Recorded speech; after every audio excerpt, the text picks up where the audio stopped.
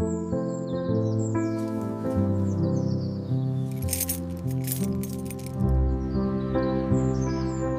Maria, 32 female. I live in a quiet, tree-lined suburb just outside a major city, in a house I bought with my own savings 2 years ago. As a senior UX designer for a global tech firm, I worked hard for this little slice of peace, and it was my sanctuary. Little did I know that my sanctuary was about to be invaded by the one person I should have been able to trust the most, leading to a calculated act of revenge that would redefine my understanding of family forever. Before this story unfolds, I'd love to connect with you. Please let me know in the comments where you're watching from and what time it is in your corner of the world. It's amazing to see how far these stories can travel. My life up until the incident was a carefully constructed testament to discipline and ambition. I wasn't born with a silver spoon. In fact, it was quite the opposite. My father, Antonio, was a mechanic who believed in hard work, but also in traditional family roles. He loved me, I think, but he revered my younger brother, Marco. In his eyes, Marco, the son, was the legacy. I was just the daughter who would eventually marry and become someone else's responsibility. This old-world mentality fueled a fire in me from a young age. I was determined to be my own legacy, to be reliant on no one. While Marco was coasting through life, charming his way out of trouble and hopping between get-rich-quick schemes, I was hitting the books. I earned scholarships, graduated with honors, and climbed the corporate ladder with a relentless focus that often left me feeling isolated, even within my own family. Buying my house was the ultimate symbol of my independence. It was a beautiful 2-story home with a small, manicured garden worth $500,000. It was my name on the deed, my money making the mortgage payments. It was mine. My father was outwardly proud, but I could always detect a faint undercurrent of something else. Discomfort, maybe. He'd say things like, "It's a big house for one person," or, "You must be lonely in there." Marco was more direct. He'd walk through the rooms during family visits, a smirk on his face, saying, "Must be nice. When I hit it big with my crypto portfolio, I'll get one twice this size." At the time, I brushed it off as typical sibling jealousy. I had no idea it was rooted in a deep, rotting sense of entitlement that our father had cultivated for years. The opportunity came on a dreary Tuesday afternoon. My company was launching a major project in our London office, and they needed a senior UX designer to lead the team on the ground for 6 months. It was a massive career boost, a chance to prove my leadership skills on an international stage. The pay was fantastic, and they'd cover my London flat. The only catch was the timeline. I had to leave in 3 weeks. It was a whirlwind of planning, but the excitement overshadowed the stress. The biggest question was what to do with my house. Leaving it empty for 6 months felt wrong, and I worried about security. I mentioned this during our weekly family dinner. My dad, Antonio, immediately saw an opening. "Let Marco stay there," he said, not as a suggestion, but as a statement of fact. "He and Isabella are paying a fortune for that tiny apartment downtown. It would help them save up, and they can look after the place for you." Marco, who had been scrolling through his phone, looked up with wide, innocent eyes. "Yeah, Maria, that would be amazing. We'd be super careful. Water the plants, collect the mail, everything. It would be like we're not even here." His girlfriend, Isabella, chimed in, her voice sweet as honey. "We would be the perfect house sitters. You wouldn't have to worry about a thing." I hesitated. My relationship with Marco was strained. He was constantly asking for money, spinning tales of crypto investments that were just about to pay off. But the alternative was hiring a stranger or leaving the house vacant. My father pressed on. "He's your brother, Maria. Family helps family. This is what we do." The guilt trip was a classic Antonio move, and as usual, it worked. I felt a pang of selfishness for even hesitating. Maybe this was a chance to mend fences with Marco. Maybe having this responsibility would help him mature. "Okay," I agreed, laying out the ground rules. "You can stay in the guest room. My office and my master bedroom are off limits. You're responsible for paying the utility bills while you're here. I'll forward them to you.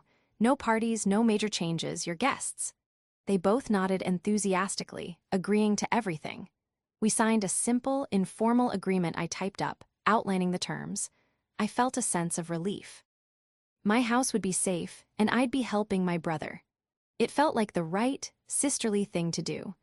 The last few weeks before my flight were a blur of packing and project handovers. I walked Marco and Isabella through the house, showing them the water shutoff valve, the fuse box, and how to opera. The security system.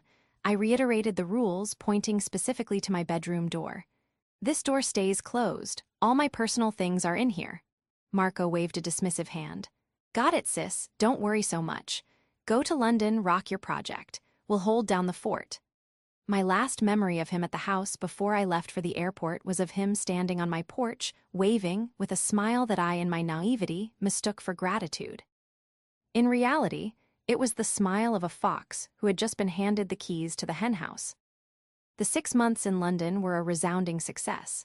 The project launched ahead of schedule, my team exceeded all its targets, and I earned a significant promotion to a director-level position.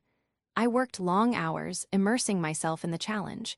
It was exhilarating, and I felt a profound sense of accomplishment. My communication with my family back home was sporadic. I'd have short, weekly video calls with my dad, who would give me brief updates. Everything's fine, he'd say. Marco is doing a good job with the house. When I asked to speak to Marco, he was always conveniently out. I'd send texts asking how things were, and he'd reply with one-word answers. Good, fine, all good. Isabella would occasionally post pictures on social media, but they were always selfies of them out at restaurants or clubs. I never saw any photos taken inside my house, which, at the time, I took as a sign of respect for my privacy. I foolishly thought they were upholding their end of the bargain. I was so wrapped up in my work that I didn't press the issue. I trusted them. I trusted my father's judgment. That was my second mistake. My return was meant to be a surprise. I wanted to see the genuine looks on their faces. I booked my flight to land a day before my official return date and took a cab from the airport directly to my house. As the cab turned onto my street, my stomach clenched. Something was off. There were more cars parked along the curb than usual. As we pulled up to my driveway, I saw it was blocked by a flashy, bright blue sports car that I knew for a fact Marco couldn't afford. The garden I had so meticulously cared for was overgrown with weeds, and my porch was cluttered with empty bottles and a discarded pizza box. My heart started to pound. This wasn't the holding down the fort I had envisioned. I paid the driver and walked up my own walkway, a feeling of dread washing over me. As I got closer, I could hear loud music and a cacophony of laughter coming from my backyard. A party. A big one. So much for no parties. I used my key, but it wouldn't turn in the lock. Confused, I tried again. It was jammed. They had changed the locks. My own house, and I was locked out. A cold fury began to bubble beneath my shock. I walked around the side of the house, my suitcase bumping along the flagstones, and pushed open the gate to the backyard. The scene that greeted me was one of utter chaos. There were at least 40 people crammed onto my patio and lawn. A makeshift bar was set up on my outdoor dining table, and someone had set up huge speakers that were blasting music. My beautiful rose bushes were trampled, and there were cigarette butts floating in my bird bath. And there, in the center of it all, was Marco, holding a beer, regaling a crowd with some loud story. Isabella was beside him, laughing, looking every bit the queen of the castle. My father, Antonio, was manning the grill, flipping burgers as if this was the most normal thing in the world. He saw me first. His eyes widened, and the spatula in his hand clattered onto the patio stones. The small group around him fell silent, and like a wave, the silence spread across the yard as everyone turned to look at me, the stranger with the suitcase. Marco's smile froze on his face. He quickly recovered, plastering on a grin that didn't reach his eyes. Maria, you're back early. We were just throwing you a surprise welcome home party. The lie was so blatant, so insulting, it took my breath away. A welcome home party for me, where no one, including me, was aware I was coming home. My gaze swept over the yard, taking in the damage, the strangers lounging on my furniture, the sheer disrespect of it all. A party. I said, my voice dangerously quiet. Marco, we had an agreement.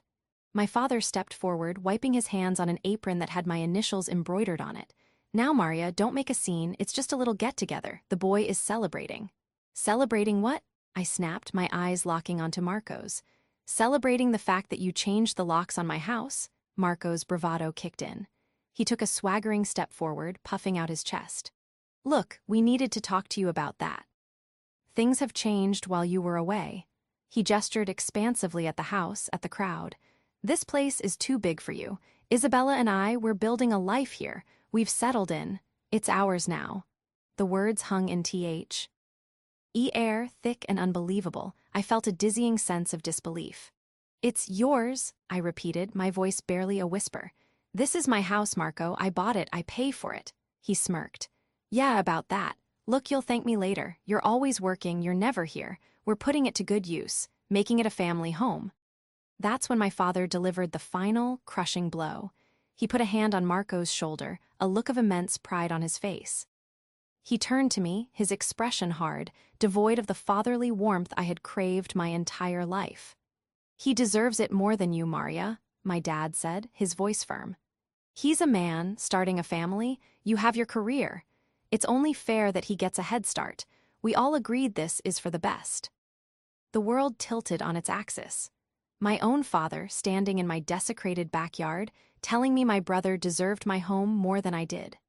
My brother, looking at me with an expression of pure, unadulterated entitlement, as if he were doing me a favor by stealing my life's biggest accomplishment. Isabella was preening beside him, a triumphant little smile playing on her lips. In that moment, something inside me snapped. The part of me that had always sought their approval, that had bent over backward to be the good daughter, simply broke. All the years of being overlooked, of my achievements being minimized while Marco's failures were excused, coalesced into a single, clarifying point of rage. But I didn't scream. I didn't cry.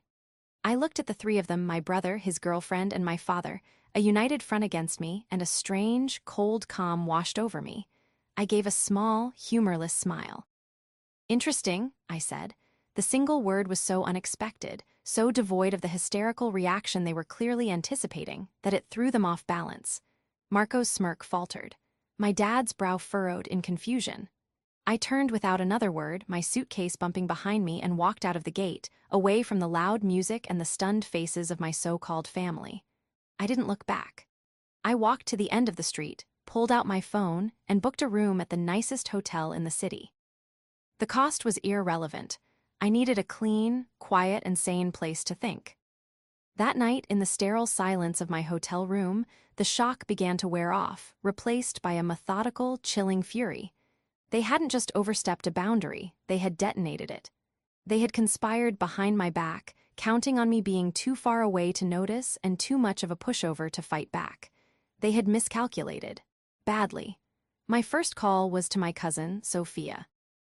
She was a paralegal and the only person in our extended family who saw the dynamic between me, Marco, and my father for what it was. She had warned me against letting Marco house sit. I could hear the concern in her voice when I recounted the story. Maria, I am so sorry, she said, her voice laced with anger on my behalf. But honestly, I'm not surprised. Your dad has always enabled him. What do I do, Sophia? I asked, my voice finally trembling. They changed the locks. They're in my house. Okay, deep breaths, she said, her professional paralegal calm kicking in. First thing tomorrow, you call a lawyer, not just any lawyer, a real estate litigation specialist. This is not a family squabble anymore, it's a legal issue. They are, for all intents and purposes, squatters, illegal occupants. You have the deed, you have the mortgage statements. The law is on your side. She was right. This wasn't about feelings anymore. It was about facts, ownership, and the law. The conversation with Sophia solidified my resolve. My next move was to check my home security system.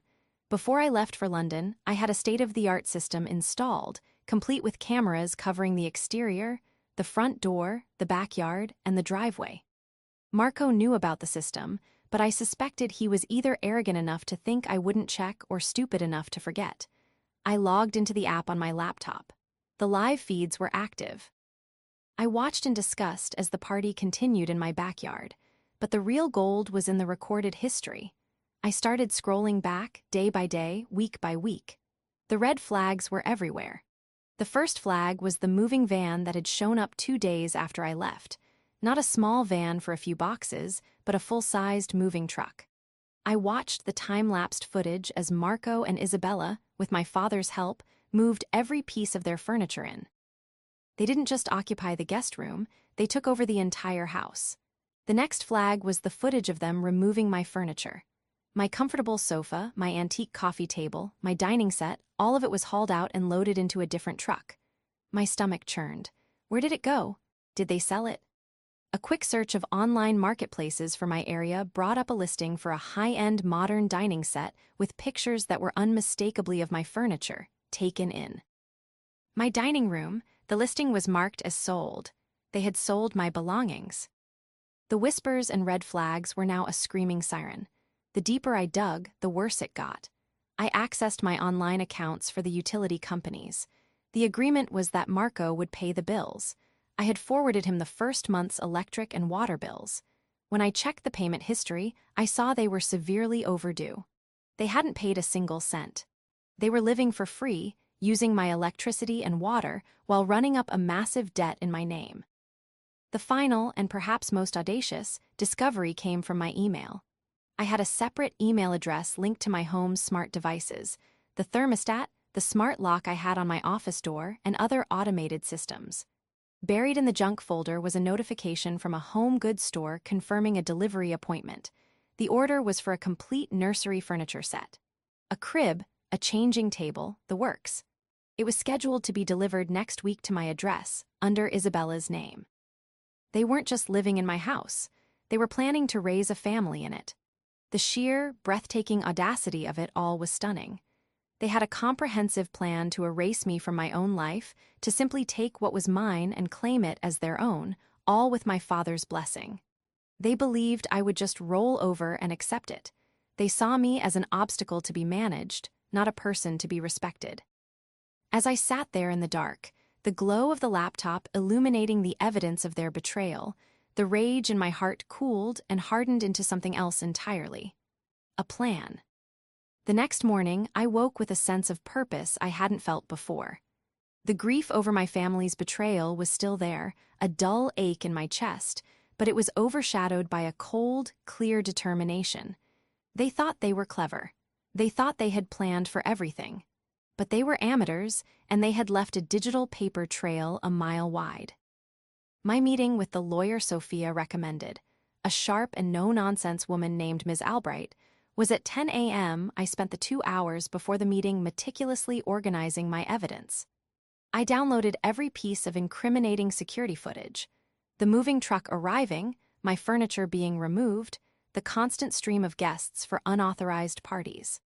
I took screenshots of the online listing where they sold my dining set. I printed the overdue utility bills, highlighting the non-payment and the ballooning late fees. I printed the email confirmation for the nursery furniture.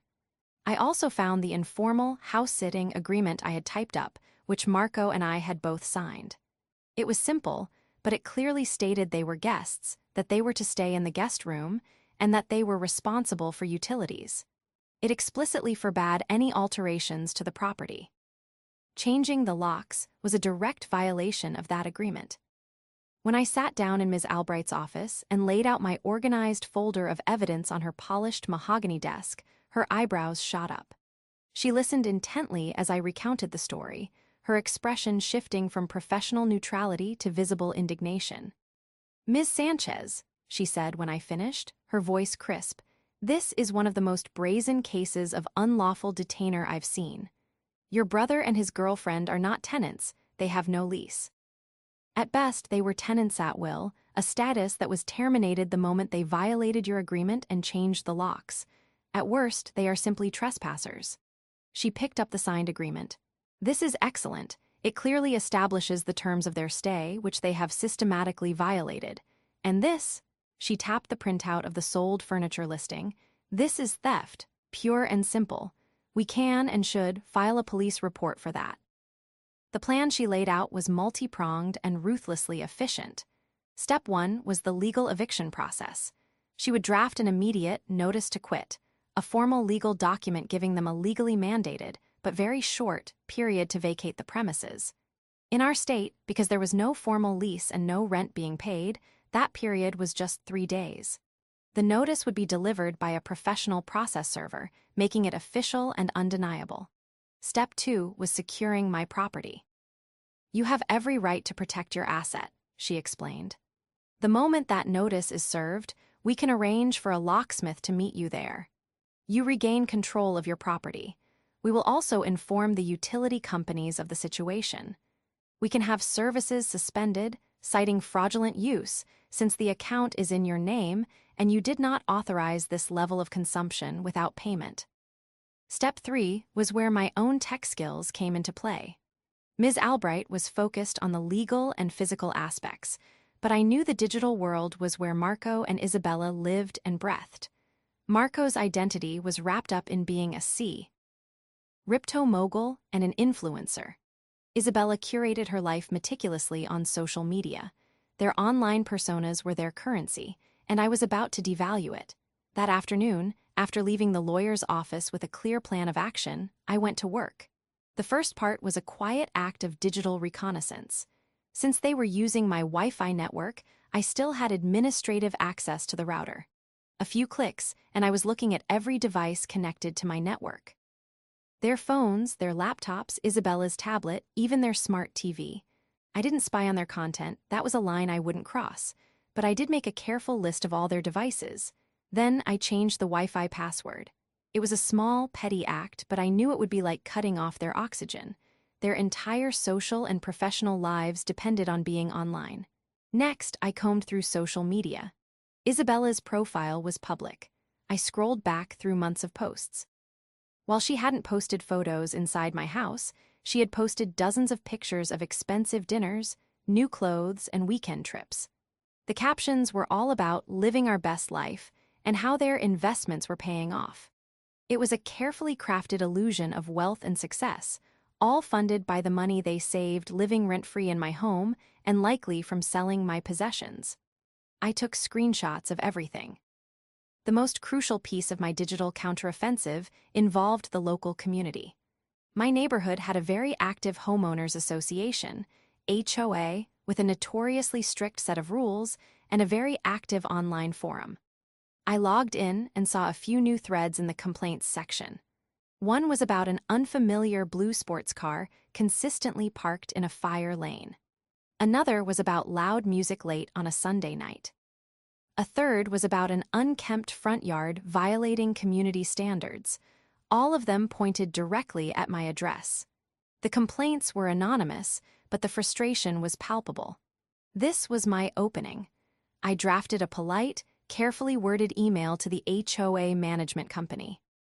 I introduced myself as the legal owner of the property, explained that I had been abroad for an extended work assignment, and stated that my temporary house-sitters had violated our agreement and were occupying the property without my consent. I mentioned that I was taking legal steps to have them removed and apologized profusely for the disturbances they had caused to the neighborhood. I assured the HOA that I would rectify all violations, the lawn, the unauthorized vehicle, everything, as soon as I regained access to my property.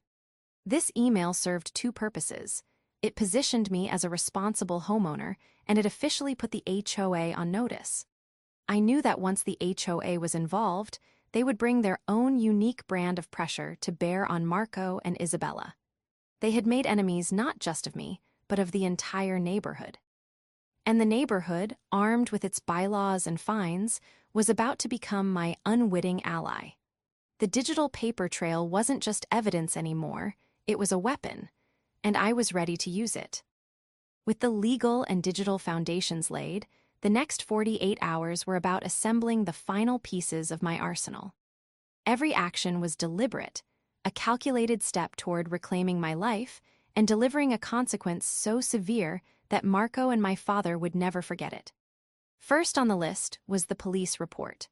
Walking into the local precinct to report my own brother for theft was one of the hardest things I've ever done.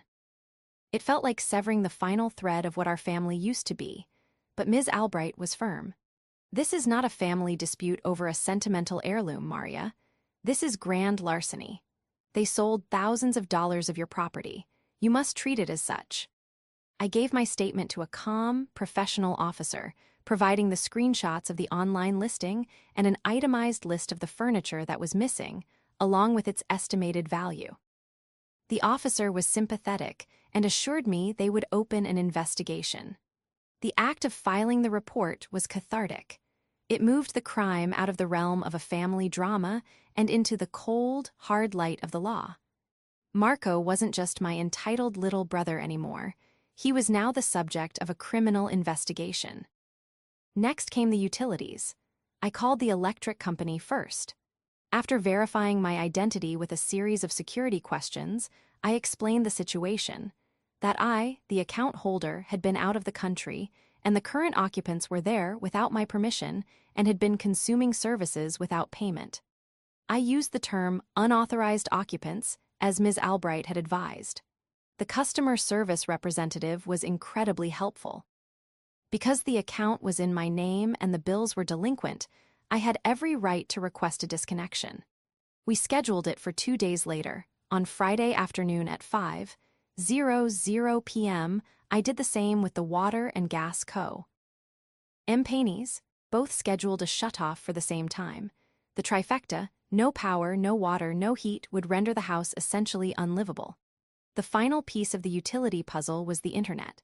I didn't just change the password. I called my provider and canceled the service entirely. I explained that I was the homeowner but would be traveling again and didn't require the service. When they asked if anyone else was living there, I said, "No, the house will be vacant." It was a lie, but a necessary one. I knew this would cause Marco and Isabella the most immediate and profound panic. Their entire online facade would crumble without a connection. While I was dismantling their comfortable setup, my cousin Sophia was proving to be the most valuable ally I could have asked for. Her work as a paralegal gave her a network of contacts, one of which was a highly reputable locksmith and security firm. We arranged for them to meet me at the house on Friday at 5:30 p.m., just after the utilities were set to be cut. They would not only rekey all the locks, but also install a deadbolt that could only be opened from the outside with a specific high-security key. Sophia also had a friend who worked for a junk removal service. I booked them for Saturday morning. I didn't know what state the interior of my house was in, but based on the backyard, I anticipated the worst. I wanted anything they had left behind gone immediately. My goal was to erase any trace of their existence from my home within 24 hours of reclaiming it. The most satisfying part of the plan, however, was leveraging the HOA. The management company responded to my email within hours. They were deeply concerned and thanked me for my proactive communication. They confirmed they had already issued 2 written warnings to the current residents of my address for the lawn maintenance and parking violations, both of which had been ignored. They were now escalating to daily fines, which were being mailed to the house, addressed to me, of course. I almost laughed. Marco and Isabella were probably throwing the letters away without a second thought, completely unaware that they were racking up hundreds of dollars in fines that would ultimately become a lien against my property if unpaid. I replied to the HOA, thanking them and adding one more piece of information. "I've also just been made aware," I wrote, "that the occupants may be planning to host a large party this coming Friday evening. Given the previous complaints about noise, I wanted to give you a heads up." The HOA manager's response was swift. "Thank you for the information, Ms. Sanchez. We will ensure our community security patrol is paying special attention to your property on Friday night." I had just sixed the notoriously meticulous HOA security on their party. The final piece of the arsenal was the notice itself. On Thursday morning, the process server, a large, imposing man who looked like he could double as a bodyguard, went to the house. I had the security camera feed open on my laptop, my heart pounding as I watched from my hotel room. He rang the doorbell. Isabella answered, looking annoyed. He said her name, handed her the legal documents, and said curtly, "You've been served." He took a picture to document the service and walked away. I watched as Isabella stood in the doorway, her face contorting from confusion to disbelief to rage as she read the notice to quit. The trap was set. The eviction notice was delivered. The utilities were scheduled for disconnection. The locksmith was booked. The police were investigating. The HOA was watching. All that was left to do was wait for them to walk right into it. And I knew Marco, He was arrogant. He would see the notice not as a legal threat, but as a challenge. He would think he could ignore it, that he could call Daddy to make it go away. He would absolutely still have his party, and that was exactly what I was counting on. Friday arrived, charged with a nervous, electric energy. From the vantage point of my hotel room, I became the director of a real-time drama, watching it all unfold on my laptop screen. The day started quietly. I saw Marco leave in the morning in his flashy sports car. Isabella left a little later. They were likely off to their respective jobs, completely oblivious to the storm that was about to break. My phone buzzed at 2:00 p.m. It was Ms. Albright. Just confirming, Maria. The notice gave them until tomorrow at noon to vacate. By ignoring it, they have officially forfeited any rights they might have had as occupants. You are clear to proceed. The first tangible sign of the plan kicking into gear happened at exactly 5:00 p.m. I had the backyard camera feed open. The string lights they had hung over the patio suddenly flickered and died. The house was now without power. At 5:05 p.m., a municipal truck pulled up, and a worker spent a few minutes at the water main near the curb. The water was gone. The house on the screen was now a dark, silent box, stripped of its modern comforts. At 5:30 p.m., as scheduled, the locksmith's van pulled up. I was already there, waiting in my rental car at the end of the street. I met the two men and we walked up to the front door. It felt surreal to be approaching my own home like a covert operative. As they efficiently drilled out the old lock Marco had installed, my phone buzzed. It was an angry text from my father. "What is this nonsense, Maria?" Marco called. "The power is out. Fix it. This is not how you treat family." I looked at the message, felt a flicker of the old guilt, and then extinguished it. I typed a simple reply, "It's being handled." Then I blocked his number. I blocked Marco's and Isabella's numbers too. I was done with their noise. The locksmiths were finished in 20 minutes. They handed me a new set of high-security keys. The feeling of that solid metal in my hand was the feeling of taking back control. I walked inside my house for the first time in over 6 months. The stench of stale beer and garbage hit me like a physical blow. The place was a disaster. Dirty dishes were piled in the sink, pizza boxes littered the living room, and there were clothes strewn everywhere. It was worse than I imagined, but there was no time to process. I had one more thing to do. I had printed a large, laminated copy of the official eviction notice. Using heavy-duty tape, I affixed it squarely to the outside of the front door. Then, I printed another sign in bold, black letters. "This property is under surveillance. Trespassers will be prosecuted to the fullest extent of the law." I taped that right below the first notice. Then I left, locking the new deadbolt behind me, and drove back to my spot at the end of the street to watch the final act.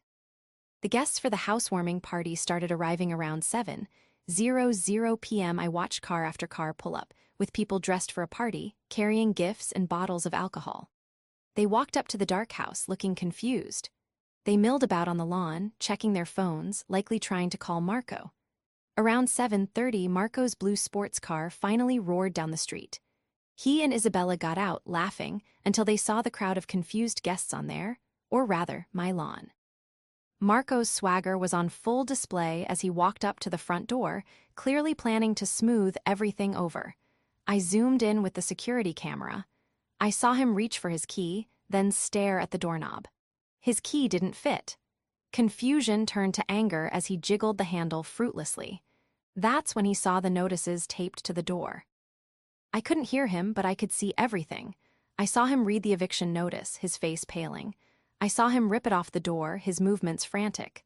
Then he saw the second notice about surveillance. His head snapped up, and he stared directly into the camera lens. For a heart-stopping moment, I felt like he was looking right at me. The performance he gave next was spectacular. He started screaming. He wasn't just yelling, it was a full-blown, foot-stomping, primal scream of rage. He kicked the door, he threw the crumpled notice on the ground. Isabella burst into tears. Their guests, witnessing this unhinged meltdown, began backing away, getting into their cars, and driving off. The perfect image they had curated was shattering in real time. Then, as if on cue, a white SUV with HOA security emblazoned on the side pulled up. A uniformed guard got out, his expression stern. I couldn't hear the exchange, but I could imagine it. The guard was likely informing Marco that he was causing a disturbance, that his car was illegally parked, and that this large gathering was a violation. The combination of being locked out, publicly humiliated, and now confronted by an authority figure was too much for Marco. The camera feed showed him screaming at the guard, pointing wildly at the house. Isabella was pulling at his arm, trying to get him to stop. This was the moment. I picked up my phone and dialed 911. "Yes, I'd like to report a disturbance at my property," I said calmly. "The address is 123 Maple Street. I'm the owner. My evicted former occupants are trespassing and have become aggressive with HOA security." Within 10 minutes, 2 police cars, sirens silent but lights flashing, turned onto my street. The sight of the police was the final nail in the coffin. Marco's fight instantly evaporated, replaced by a look of sheer panic. The officers separated everyone, talking to the HOA guard, then to a weeping Isabella, and finally to a deflated Marco. I watched as they ran his name. I wondered if the theft report I filed had been processed yet. One of the officers walked to the front door, read the notice I had posted, and then walked back to Marco. The conversation was short. A few minutes later, Marco and Isabella were being escorted to their car. An officer stood by until they had driven away. The street was finally quiet. The tie was over, the house was mine. The morning after the failed housewarming party was grimly satisfying. The junk removal service I'd hired arrived at 9 a.m. sharp. I stood on the porch, directing them. "Everything that isn't a permanent fixture," I said. "I want it gone." They were ruthlessly efficient. They hauled out the cheap, particle board furniture Marco and Isabella had brought in. They bagged up clothes, electronics, and kitchenware. Every trace of them was put into the back of a massive truck. Among the items, they found several unopened boxes of nursery furniture. I told them to take that, too. By noon, the house was an empty, echoing shell. It smelled of cleaning products instead of garbage. The process was a purge, a necessary and cleansing ritual to reclaim my space. While the crew worked, my phone, which I had unblocked, began to explode. There were dozens of missed calls and a flood of text messages, a digital torrent of panic and rage. They came from my father, my brother, and even some extended family members who had clearly only heard one side of the story. Marco's texts were a chaotic jumble of threats and pleas. "You can't do this to us. We have nowhere to go. You'll pay for this." Followed minutes later by, "Maria, please, we can talk about this. I'm sorry. Just let us get our stuff." My father's messages were laced with disappointment and fury. "You have shamed this family. To call the police on your own brother? What is wrong with you? He made a mistake, but you are destroying his life over a house. You have a cold heart, Maria." Each message was a small twist of the knife, but the wounds were old. Their words no longer had the same power. The most telling communication came from a number I didn't recognize. It was my aunt, my father's sister. "Your father and brother are here," she wrote. "They are telling everyone you threw them out on the street for no reason. I know there are 2 sides to every story. Are you okay?" I took a deep breath and called her. For 20 minutes I told her everything, leaving nothing out. The agreement, the sold furniture, the unpaid bills, the eviction notice, the police report for theft. I sent her the photos and screenshots. There was a long silence on the other end of the line when I finished. "Oh, Maria," she finally said, her voice heavy with sadness. "I am so sorry. We had no idea." The fallout spread quickly through the family after that. My aunt, armed with the truth, was not one to stand by silently. The narrative of poor Marco, the victim of his cruel, rich sister, began to fall apart. The fact that he was being investigated for felony theft was a particularly difficult detail for my father to spin. Marco and Isabella ended up moving into my father's small, 2-bedroom retirement condo. I can only imagine how crowded and tense that environment must be. Isabella, according to my aunt, left Marco about a month later. The dream of a big house and an influencer lifestyle had evaporated, leaving only the reality of living with her unemployed boyfriend and his overbearing father. The last I heard, she had moved back in with her parents in another state. Marco's legal troubles were just beginning. With the evidence I provided, the district attorney pressed charges for the theft of my furniture. Given the value, it was a serious charge.